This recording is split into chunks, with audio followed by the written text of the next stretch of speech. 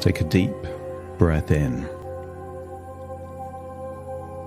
As you breathe in a slow, calm, resourceful breath of relaxation. And as you exhale, feel that you can release all tension around your eyelids and eyebrow. And with your eyes closed, notice that you can focus more on the sound of my voice. And allow the sound of my voice to take you on a journey from conscious thought to relaxation, from relaxation to imagination,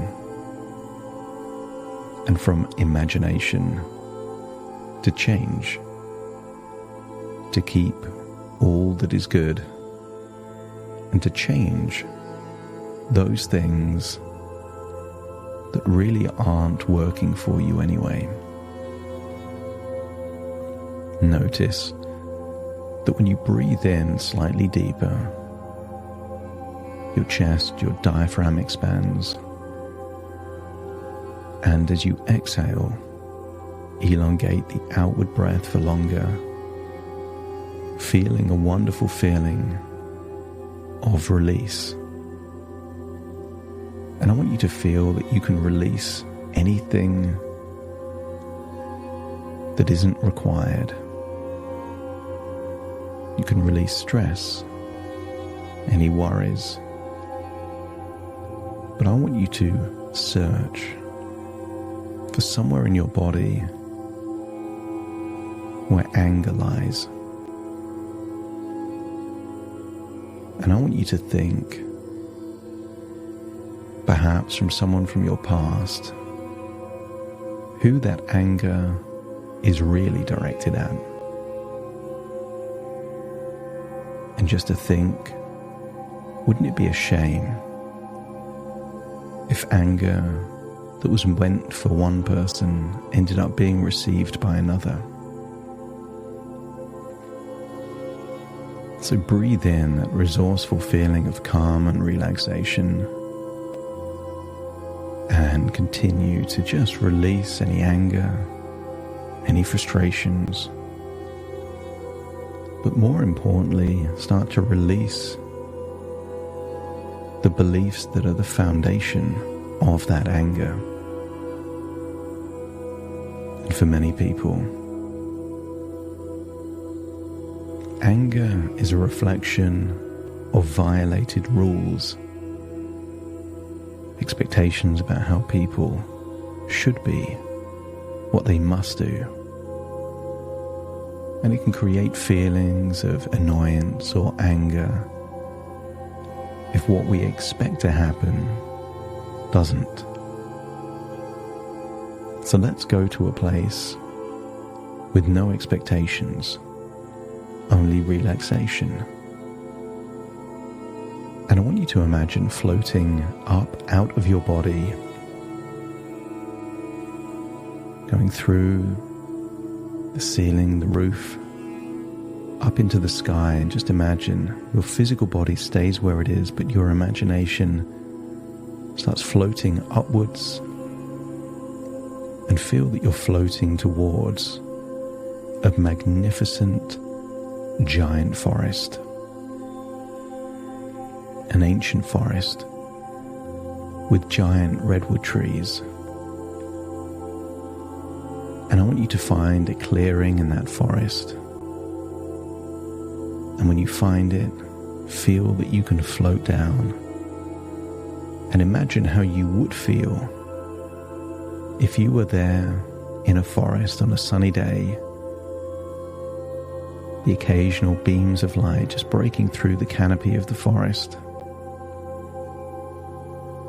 And just feel that these magnificent ancient trees have a powerful energy of balance. Find a clearing in the forest and imagine closing your eyes in the forest, being surrounded by this incredible energy of these ancient trees and feel that you are bathing in the energy of these trees. These ancient trees have seen everything. Some of them more than 1,000 years old. So life moves slowly for them. And I want you to get a sense that you are absorbing all of this energy of balance, of calmness, of perspective, and just feel any tension, stress, anxiety leaving your body in your outward breath, and now you're breathing in the incredible energy of these trees. Feel a sense of ever increasing relaxation. And I want you to think back to a time where it felt that someone left you. But imagine that memory like you're looking at it through the distant past in black and white, seeing a younger version of you, but this time seeing a younger version of you interpret things differently. Perhaps in a way that you were never left or abandoned. Just that someone made a decision that had an impact and consequence on your life. But what if leaving you was never the intention, just the side effect? It almost doesn't matter what reality was. Shift the memory until it serves you, gives you a sense of perspective through time. Maybe jump back in time and seeing parents yelling and shouting at each other. And just get a sense that intense emotions like anger, if they're directed at the people that we love, don't strengthen a relationship, they weaken it. So just imagine observing parents arguing and fighting, and imagine that you have access to almost like a gauge, a dial, and just dial down the emotional intensity and see how your parents would have responded if they were having the same discussions and conversations, but at a level 2 or a 3 rather than a 9 or a 10. And maybe, just maybe, if there was less emotional intensity but still authenticity in those crucial conversations, maybe it would have led to a stronger relationship for them.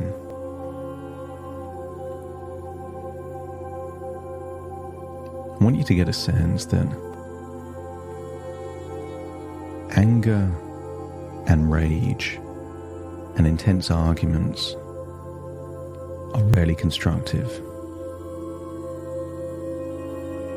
I want you to imagine a beautiful home. And if there was a problem in that home, would you deal with that problem with a sledgehammer or a chainsaw? I want you to get a sense that a relationship is more precious than a home. And you feel an urge to use more precise tools in navigating difficult conversations. And I want you to feel that it starts with the premise of positive intentions. That when two people choose to be in a relationship, they don't choose to be in a relationship to hurt each other, provoke each other. They choose to be in a relationship because they want to build something strong. I want you to feel that you are updating something in your mind where a presupposition of guilt or malicious intent is being inverted. So now your base assumption is that there is either positive or at least neutral intentions whenever something feels like it was directed at you. Your first thought will be a misunderstanding, confusion, and you will see clarity through curiosity, not through conflict. I want you to get a sense that while bathing in that energy of ancient trees in the forest, that your imagination takes you deep down into your subconscious. Just imagine a slide, like a child's slide, in your imagination, and you're sliding down into the deepest parts of your subconscious mind. And just imagine in that deepest part you see a large screen. And I want you to see a memory of you in a high-stakes negotiation. I want you to see that you had a different premise then. Negotiations often start with differing viewpoints, and yet raised voices are rarely used in negotiations. I want you to see how you were resourcefully navigating complex negotiations in a cool, calm, resourceful way. And I wonder whether or not it would improve personal relationships to feel more like that when having disagreements or important discussions. And when you see yourself feeling completely resourceful, not taking the bait, not being provoked, I want you to step into that memory and feel how it would feel to feel that way, to feel resourceful, cool and calm, feeling more rational, more constructive, that you're building something rather than destroying something. Step out of the screen and then see a strong character, perhaps the head of a firm or someone equally influential. And I want you to see a situation where that character is being provoked, deliberately cajoled or disrespected, and notice their response to that provocation. If they lose their temper, they lose. If they take the bait, they can now be influenced and controlled by whoever was intending to do that. So see this strong character that's attempting to be baited, provoked, or triggered, and see them smiling, knowing what's happening, and making a decision not to take the bait, to step back. Sometimes just knowing what's happening diffuses what's happening. Einstein once said that the definition of insanity is to do the same things and expect different results. And I wonder what different things you could try the next time you're on the verge of being triggered. Maybe a different thing could be to become curious, intrigued, to seek clarification before making an assumption, to ask questions to figure out the other person's perspective before coming to any conclusions, or maybe just feeling like a swan on the surface of a lake, that even if you feel triggered on the inside, what comes across is a cool, calm, graceful, elegant swan on the surface. And I wonder if that would improve the quality of those important discussions and crucial conversations if you felt more like that. Look back at that strong character on screen, step into that strong character, feel how you would feel if you could diffuse provocation, and imagine feeling that you've got that feeling in your own body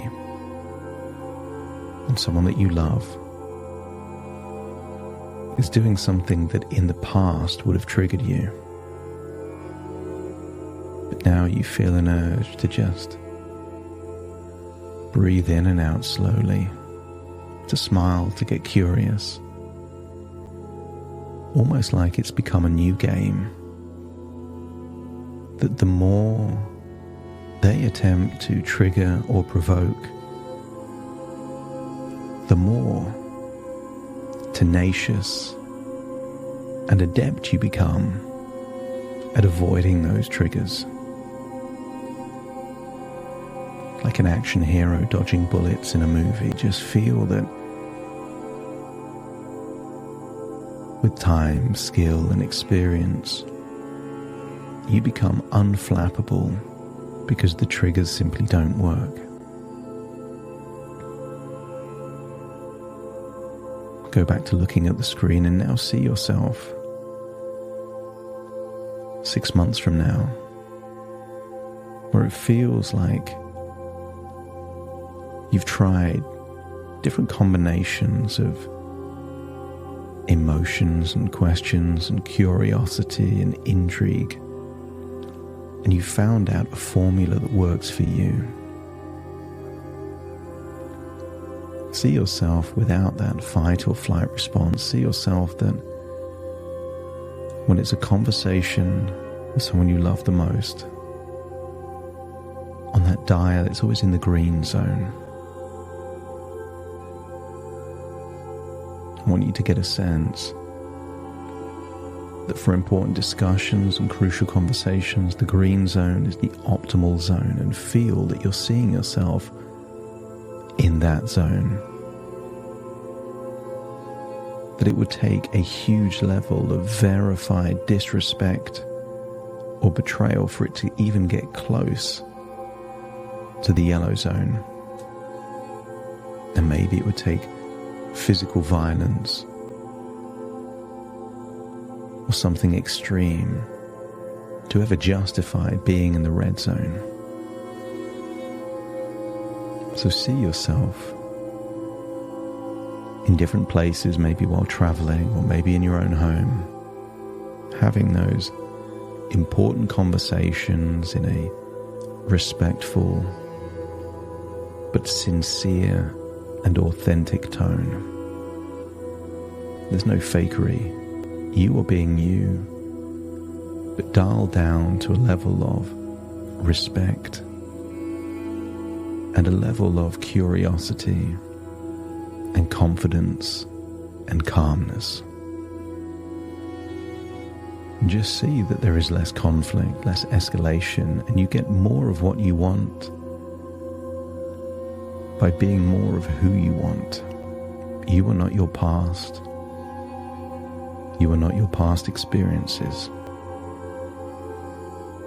And in most other areas of your life, when you do something that hasn't been working, you change it for something more useful, So see that future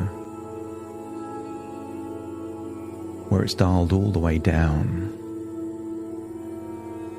that you feel more calm and relaxed.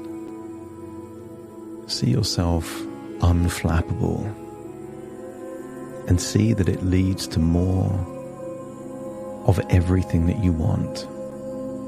More connection, more resolutions, more clarity and reassurance. Everything that you want comes from a place of being able to have difficult conversations calmly.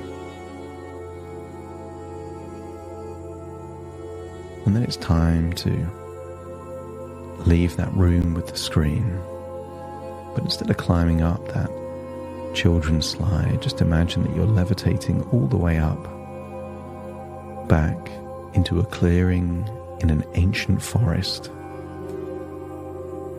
still sapping up all of those wonderful energies from ancient trees, feeling energized, restored,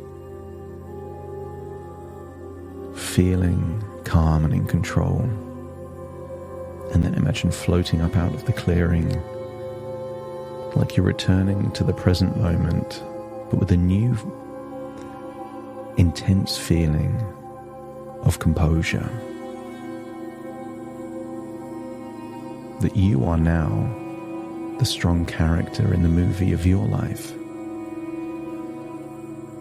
Knowing when you're tempted to be baited, just deciding that you won't take the bait.